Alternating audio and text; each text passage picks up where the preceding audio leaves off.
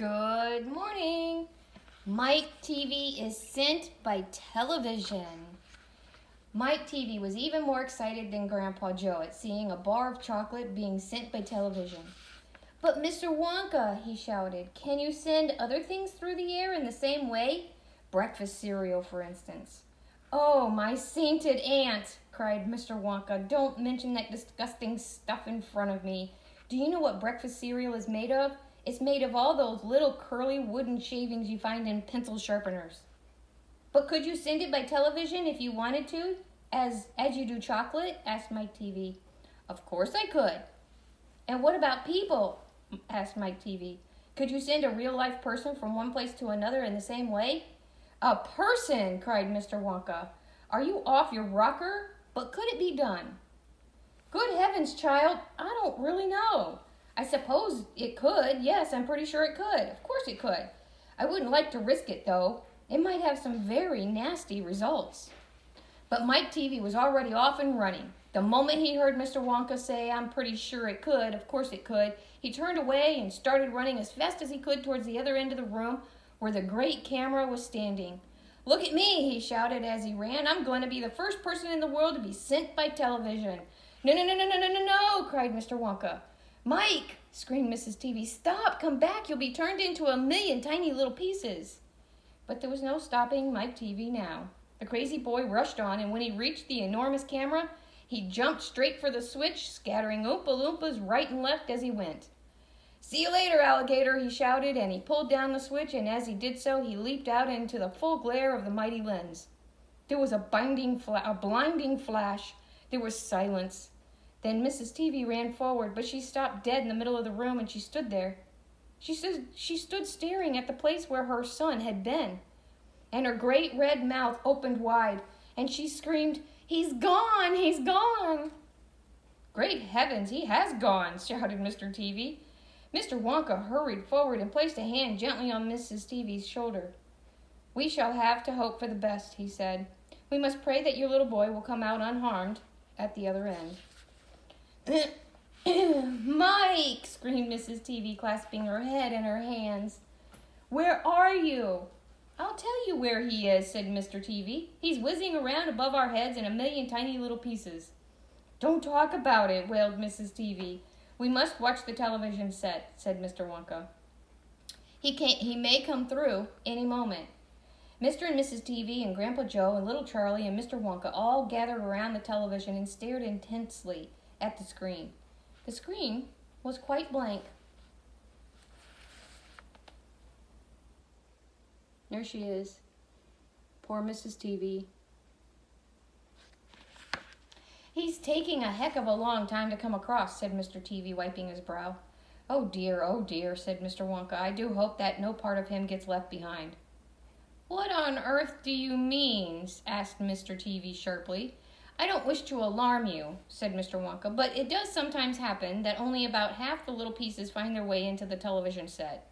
It happened last week, I don't know why, but the result was that only half a bar of chocolate came through. Mrs. TV let out a scream of horror.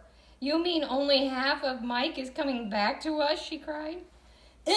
Let's hope it's the top half, said Mr. TV. Hold everything, said Mr. Wonka. Watch the screen. Something's happening. The screen had suddenly begun to flicker. Then some wavy lines appeared. Mr. Wonka adjusted one of the knobs, and the wavy lines went away. And now very slowly the screen began to get brighter and brighter. Here he comes, yelled Mr. Wonka. Yes, that's him, all right. Is he all in one piece? Cried Mrs. TV. I'm not sure, said Mr. Wonka. It's too early to tell. Faintly at first, but becoming clearer and clearer every second, the picture of Mike TV appeared on the screen. He was standing up and waving at the audience and grinning from ear to ear. But he's a midget, shouted Mr. TV. Mike, cried Mrs. TV, are you all right? Are there any bits of you missing? Isn't he going to get any bigger? Shouted Mr. TV. Talk to me, Mike, cried Mrs. TV. Say something. Tell me you're all right. A tiny little voice, no louder than the squeaking of a mouse, came out of the television set. Hi, Mom. Hi, Pop. Look at me. I'm the first person ever to be sent by television. Grab him, ordered Mr. Wonka. Quick. Mrs. TV shot out a hand and picked the tiny figure of Mike TV out of the screen. "Hooray!" cried Mr. Wonka. "He's all in one piece. He's completely unharmed." "You call that unharmed?" snapped Mrs. TV, peering at the little speck of a boy who was now running to and fro across the palm of her hand, waving his pistols in the air. He was certainly not more than an inch tall. "He's shrunk," said Mr. TV. "Of course he's shrunk," said Mr. Wonka. "What did you expect?" "This is terrible," wailed Mrs. TV. "What are we going to do?" And Mr. TV said, "We can't send him back to school like this. He'll get trodden on. He'll get squashed." "He won't be able to do anything," cried Mrs. TV. "Oh, yes, I will," squeaked the tiny voice of Mike TV. "I'll still be able to watch television."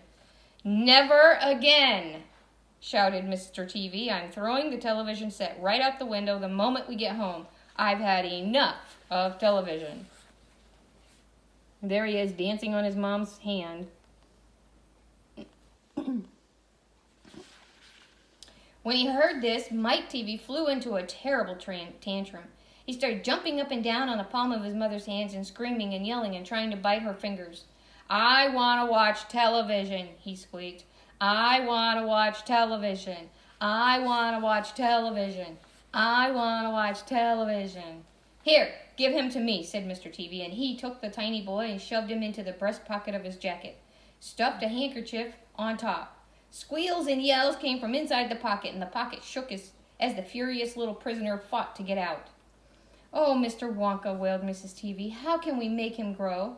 "Well," said Mr. Wonka, stroking his beard and gazing thoughtfully at the ceiling, "I must say that a wee bit trickly, but small boys are extremely springy and elastic. They stretch like mad. So what we'll do, we'll put him in a special machine I have for testing the stretchiness of chewing gum. Maybe that will bring him back to what he was." "Oh, thank you," said Mrs. TV. "Don't mention it, dear lady." "How far do you think he'll stretch?" asked Mr. TV. "Maybe miles," said Mr. Wonka. "Who knows? But he's going to be awfully thin. Everything gets thinner when you stretch it." "You mean like chewing gum?" asked Mr. TV. "Exactly. How thin will he be?" asked Mrs. TV anxiously. "I haven't got the foggiest idea," said Mr. Wonka. "And it doesn't really matter anyway, because we'll soon fatten him up again. All we'll have to do is give him a triple overdose of my wonderful super vitamin chocolate. Super vitamin chocolate contains huge amounts of vitamin A, vitamin B. It also contains vitamin C, vitamin D, vitamin E, vitamin F, vitamin G, vitamin I, vitamin J, vitamin K, vitamin L, vitamin M, vitamin N, vitamin O, vitamin P, vitamin Q, vitamin R, vitamin T, vitamin U, vitamin V, vitamin W, vitamin X, vitamin Y, and believe it or not, vitamin Z.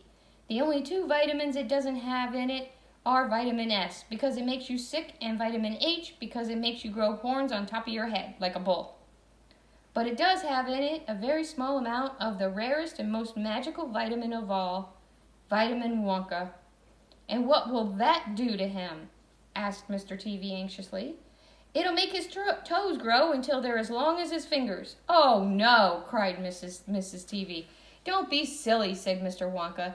"It's most useful. He'll be able to play the piano with his feet."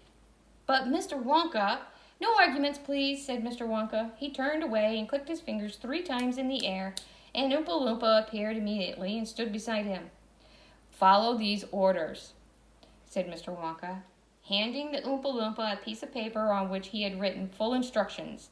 "And you'll find the boy in his father's pocket. Off you go. Goodbye. Mr. TV, goodbye. Mrs. TV, and please, don't look so worried. They all come out in the wash, you know, every one of them." At the end of the room, the Oompa Loompas around the giant camera were already beating their tiny drums and beginning to jog up and down to the rhythm. "There they go again," said Mr. Wonka. "I'm afraid you can't stop them singing." Little Charlie caught Grandpa Joe's hand, and the two of them stood beside Mr. Wonka in the middle of the long, bright room, listening to the Oompa Loompas, and this is what they sang. "The most important thing we've learned so far as children are concerned, is never, never, never, never let them near your television set. Or better still, just don't install the idiot thing at all. In almost every house we've been, we've watched them gaping at the screen. They loll and slop and lounge about and stare until their eyes pop out. Last week in someone's place, we saw a dozen eyeballs on the floor. They sit and stare and stare and sit. until they're hypnotized by it, until they're absolutely drunk with all that shocking, ghastly junk. Oh yes, we know it keeps them still. They don't climb out the windowsill. They never fight or kick or punch. They leave you free to cook the lunch and wash the dishes in the sink. But did you ever stop to think, to wonder just exactly what this does to your beloved too? There they are, dancing and singing. Pure craziness. It rots the senses of the head. It kills imagination dead. It clogs and clutters up the mind. It makes a child so dull and blind he can no longer understand a fantasy, a fairyland. His brain becomes as soft as cheese. His power of thinking rust and freeze. He cannot think, he only sees. All right, you'll cry, all right, you'll say. But if we take the set away, what shall we do to entertain our darling children? Please explain. We'll answer this by asking you what used the darling ones to do. What used the darling ones to do? How used they keep themselves content before this monster was invented? Have you forgotten, don't you know? We'll say it very loud and slow. They used to read, they read and read and read and read, then proceed to read some more. Great Scott, gadzooks. One half their lives was reading books. The nursery shelves held books galore. Books cluttered up the nursery floor. And in the bedroom by the bed, more books were waiting to be read.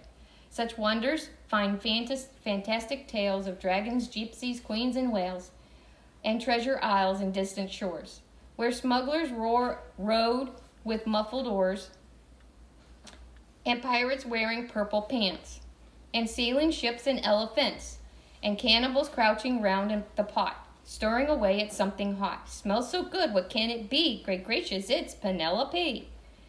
The younger ones had Beatrix Potter with Mr. Todd the dirty rotter, and Squirrel Nuckin Pigling Band, and Mrs.